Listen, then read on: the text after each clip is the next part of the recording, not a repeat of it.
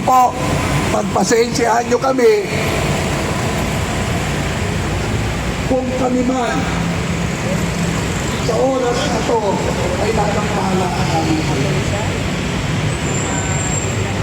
Uulitin ko po, mahal naman kayong mga pulis. Kaya mga pulis! Ang bayan ito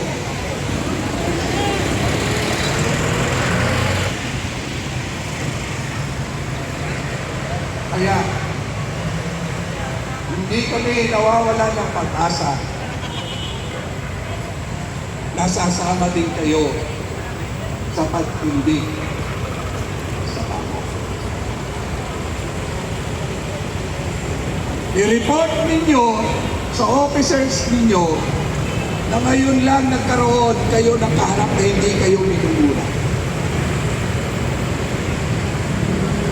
At ngayon lang kayo nakaharap na masama ang loob, pero ginagalang pa rin kayo.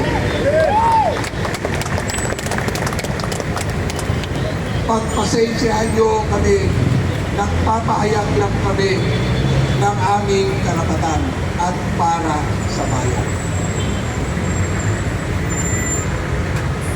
Mabuhay ang Pilipinas! Mabuhay!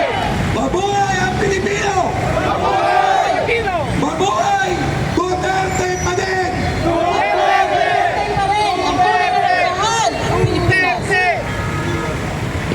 Muli po, kami tumitingin sa mata at sa mata niyo po.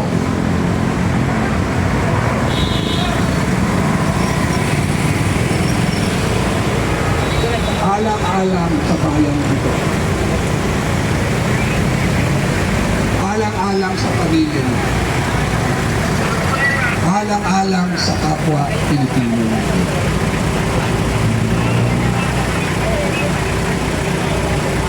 Salamat. Salamat sa tungkulin niyo. Makapulis po ako. Magpapa-implement din po ako ng batas. Itong kaharap nyo, mga volunteer po ito ng anti-crime. Force multiplier nyo po. Nagsiservisyo na walang hinahangad na kapalit, kung hindi gampanan lang ang tungkulin.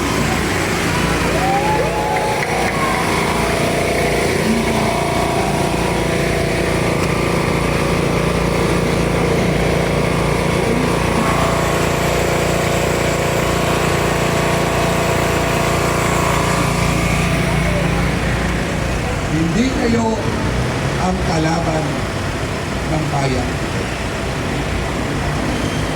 Ang kalaban ng bayan ito, yung pinoproteksyonan nyo. Ang kalaban ng mga mahihirap na tao, yung nakatira na pinoproteksyonan nyo.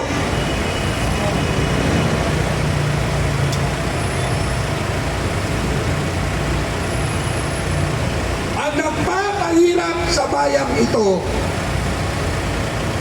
ang mga politikong gahaman, politikong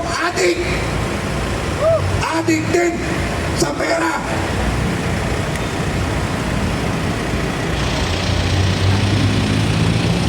Hindi po kami magpapagawa.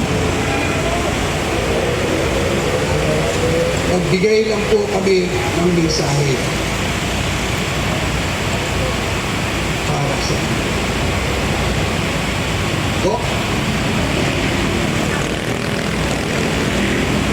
Mga kababayan, masaya pa ba kayo sa panahong ito? Hindi! Huwag nating gawing hadlang ang kahinaan ng ilan para sa kasiyahan natin at sa ating pamilya. Tandaan po natin na ang kasiyahan ay nagmumula sa ating sarili. Kaya po, ang aming tuntunin kung bakit kami nandito, we have to love the sinner, but we have to hate their sin. Lahat ng mga nagpapahirap sa atin, sila po ay makasalanan. Ang ayaw natin ay yung kasalanan na ginagawa nila na nagpapahirap sa ating inambayan. Subalit sila bilang makasalanan, mahal pa rin natin sila.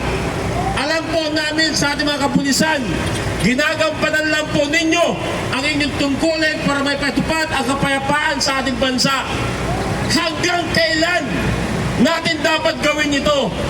Tayo ba, bawat Pilipino, ay kinakailangan na magkaroon ng mga alitan na magiging sanhi ng kaguluhan sa ating bansa? Hindi po ba kayo nahihirapan sa panahon na kung saan ang ating pamilya ay umiiyak na sa kahirapan dahil yung ilan ay nagugutom na rin? Dapat po magmalasakit tayo sa ating bayan. Paano po natin gagawin ito? Ang paraan po na magpapalasakit sa ating bayan, ano po ba ang tama para sa lahat? Hindi po importante kung kayo ang tama, kami ang tama o sila ang tama.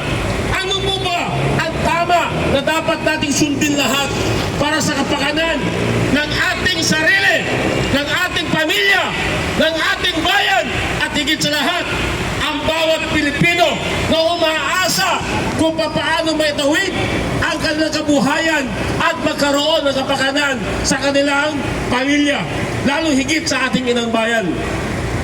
Maraming salamat po sa oras na nilaan ninyo. Maaring kami po ay nagambalan namin ang panahon na supposed to be kayo po din ay nagsasamba. Kami po pinili namin na sumama dito sa kabila po ng aming ginagawa sa araw ng linggo. Dahil nais po namin iparating sa inyo ang aming damdamin. Kami po ay hirap na rin sa lahat ng sektor. Maaring ang ilan sa inyo ay katulad na rin na nararamdaman namin. Subalit kailan po natin dapat gawin ang mga bagay na dapat po natin sundin para po sa tama. Dahil po ang tamang ito ay magbibigay po sa atin ng kapayapaan, kasaganahan, at higit sa lahat, ito po ang magbibigay sa atin ng gabay para po sa ating kinakaharap. Maraming salamat po sa inyo. Yung inyo pong pinoproteksyonan, kababayan ko po yan. Yan po ay amin nire-respeto. Mahal po namin siya bilang bahagi po ng aming layunin. Dahil lahat naman po tayo nagkakasala. Ang ayaw lang po namin, masyado nilang minahal ang kanilang kahinaan sa kanilang pagiging malupit sa bawat isa sa atin. Tanong natin ngayon sa ating sarili, hanggang kailan tayo dapat magtitiis? Kinakailangan po natin magkaisa sa layunin na dapat natin may patupad ang tama para sa Pilipino. Dahil hindi po natin deserve na maghirap ng katulad na ngayon. Nagkakaroon po tayo ng away, gulo at nagpapahirap sa ating lipunan. Kaya po ang hangad namin ay maramdaman po ninyo ang aming damdamin sa aming ginagawa. Kami po lahat dito ay volunteer lamang. Wala po kami nais na magkaroon po ng kaguluhan dahil yan po ay hindi namin hangarin sa buhay. Ang gusto po namin, iparamdam namin sa inyo na kami po mismo na private sector at naglilingkod din sa ating inang bayan, kami po ay nakikisa. Kaya po humihiling po kami sa inyo na nawa po ay maunawaan nyo ang bawat pagkakataon na kung saan kami po ay nagpapahayag lamang ng aming damdamin. Dahil kami po ay nahihirapan na rin sa ganitong sistema ng ating gobyerno na kung saan ang inuuna ay puro sariling kapakanan. Halos lahat mawala na ang laman ng ating kayamanan sa ating bayan. Kinakamkam na ang tanong, kailan tayo dapat gumising? Nakabaon na tayo sa utang. Ano po ba ang dapat natin gawin? Kailan tayo dapat makialam sa ganitong sistema na nagpapahirap sa ating lipunan? Maraming salamat po sa inyo at ang nais po namin ay maghatid lamang ng aming damdamin. Salamat po sa inyong pakikinig at nawa po ay makarating sa taong ating pinoproteksyonan para po sa ating pagkakaisa. Muli, magandang umaga at mabuhay ang mga Pilipino! Mabuhay ang ating bansang Pilipinas! Mabuhay!